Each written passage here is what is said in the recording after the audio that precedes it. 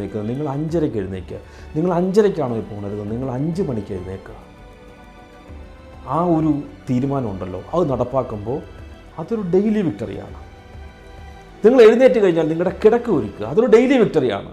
കാരണം നമ്മൾ എഴുന്നേറ്റ് പോകുമ്പോൾ ഞാൻ ഉറപ്പായിട്ടും ഇന്ന് വൈകിട്ട് ഞാൻ ഈ ബെഡിലേക്ക് തിരിച്ചു വരും എന്നുള്ള നമ്മുടെ ഒരു ഗ്യാരണ്ടിയാണ് നിങ്ങൾ ബെഡ് ഒരുക്കി വെക്കുക എന്നുള്ളത്. ഒരു ഗ്ലാസ് വെള്ളം കുടിക്കുക, അതൊരു ഡെയിലി വിക്ടറിയാണ്. ഒരു നല്ല പുസ്തകത്തിൻ്റെ 10 പേജുകൾ വായിക്കുക, അതൊരു ഡെയിലി വിക്ടറിയാണ്. നിങ്ങളുടെ 3 ലക്ഷ്യങ്ങൾ എഴുതി വെക്കുക, അതൊരു ഡെയിലി വിക്ടറിയാണ്. ഇവ വെറും ജോലികളല്ല, അവ ലോകത്തോടുള്ള നിങ്ങളുടെ പ്രഖ്യാപനങ്ങളാണ്.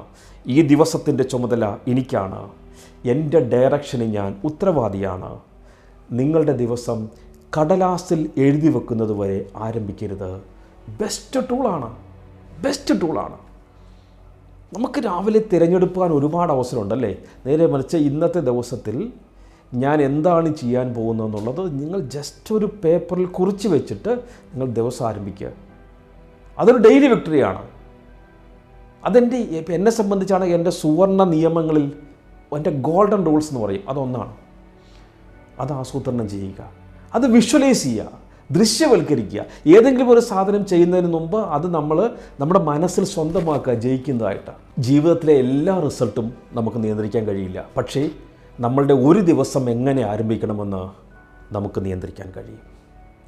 നമുക്ക് ഇപ്പോഴുള്ള അവസ്ഥയെക്കുറിച്ച് ഓർത്ത് ടെൻഷൻ അടിക്കാം, അല്ലെങ്കിൽ കാര്യങ്ങൾ നീട്ടിവെക്കാം. സുഖകരമായും കംഫർട്ടായ കാര്യങ്ങൾ മാത്രം തിരഞ്ഞെടുക്കാം.